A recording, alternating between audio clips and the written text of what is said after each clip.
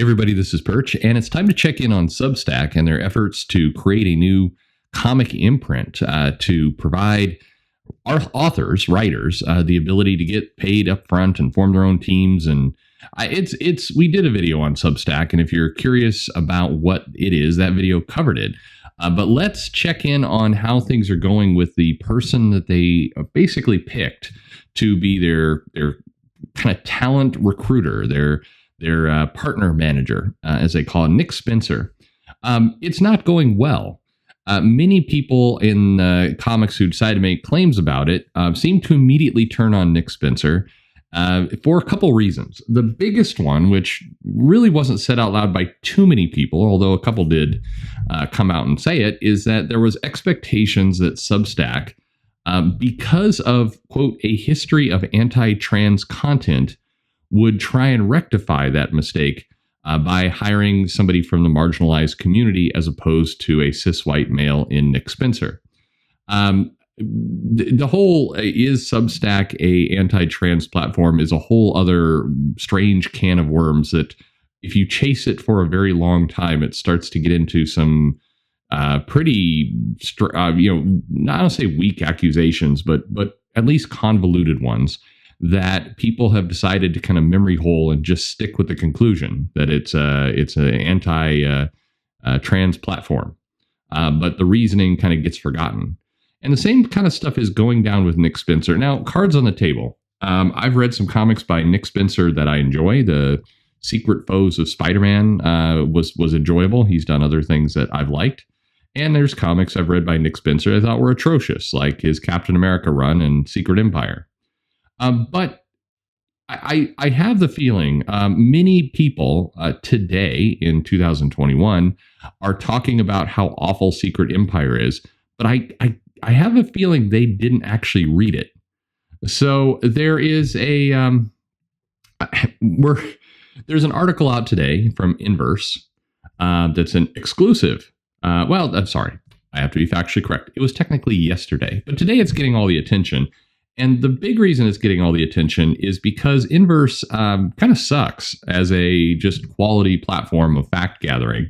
And so we're going to go through like the many mistakes. And there are a lot of them, of people just doing kind of ridiculously insane things. So first off, kind of right off the bat, Inverse decides to post this article and they tag Cully Hamner in it.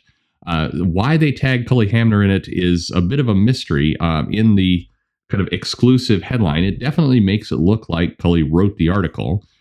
He did not. Cully had a relatively small quote. And then they doubled down on that by a couple tweets later in promoting their article. They say artist Cully Hamner eloquently dissects when asked by Inverse. But again, it's a very long article that is thoroughly incorrect in many places. I mean, factually incorrect, not opinion incorrect. And Cully is a very small part to that. And this would, of course, balloon into something else, which we'll get to in a second. The article also uses a image from a semi-newsstand standee from what looks to be, I would say, 1997 of comics. I mean, why not? Why not? Anyway, the article talks about that artists are, angry about Substack. There are very few artists actually talked to. The article does quote a strange, comics journalist, Robert Sendukis, Gevia Baker Whitelaw, and, quote, the journalism world as people who are upset. And then they do get into a couple articles or a couple quotes from Cully. But what's curious is what's really curious is first the way that Nick Spencer is described, which the article infers that he is basically a right-wing, far-right white supremacist. And you might be scratching your head saying, Nick Spencer, the guy who back in 2017 tweeted literally, I'm using that word correctly here, close to 1,000 times about how much he hated Trump and Republicans. The tweets go on with pretty clear at this point. Republicans are monsters. Stop believing the myth of the good Republican. Some Republicans are good, nice people in their day-to-day lives, but they turn evil whenever the subject goes to any minority or different culture. But they do; it's part of who they are. He went on and on and on, ultimately having to delete massive amounts of tweets and just get off Twitter entirely.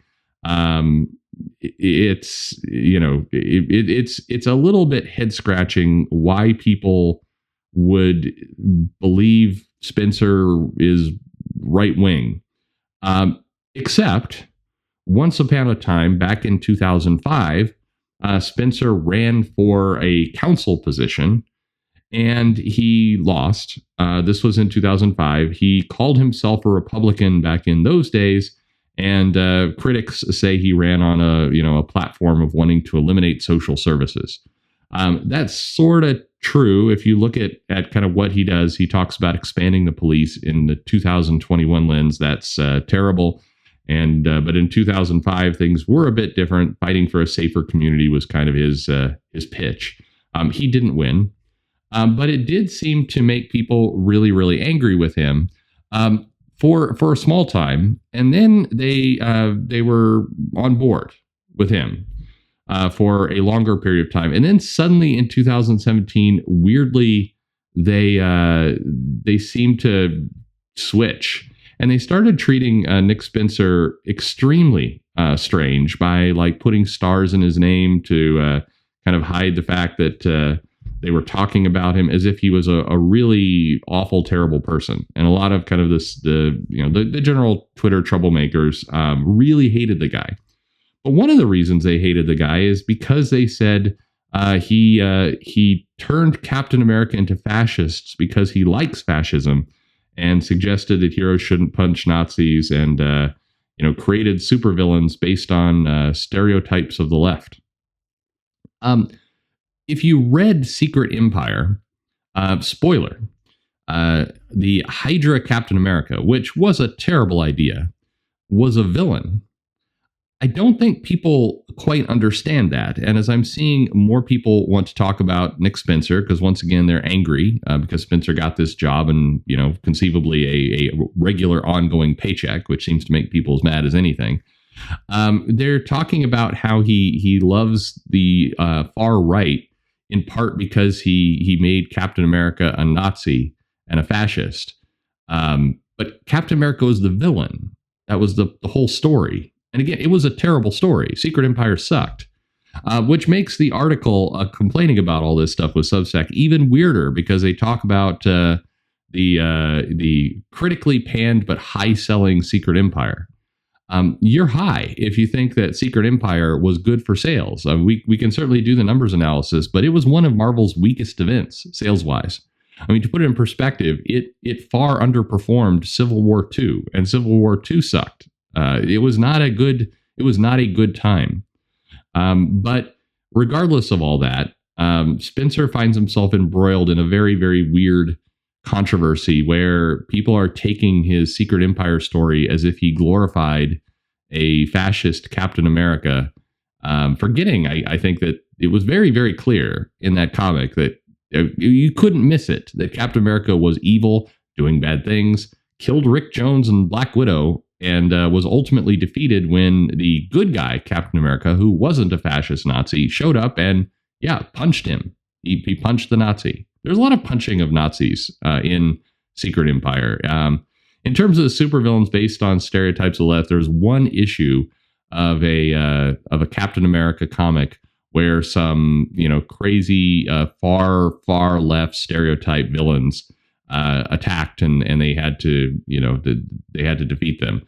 This was one issue out of dozens of issues. With the other issues featured right-wing characters. If we're keeping score, there was far more stereotypes of racists and bigots, and I mean there was an entire storyline that seemed to never end of people not accepting Falcon as Cap because he was black, and they wanted the shield to be returned to America, and there were trucks and pro-Trump people. I mean it's You can certainly dislike Nick Spencer. Plenty of people do. I mean, Spencer's one of these amazing people at this point who seems to have equal dislike on the right and the left.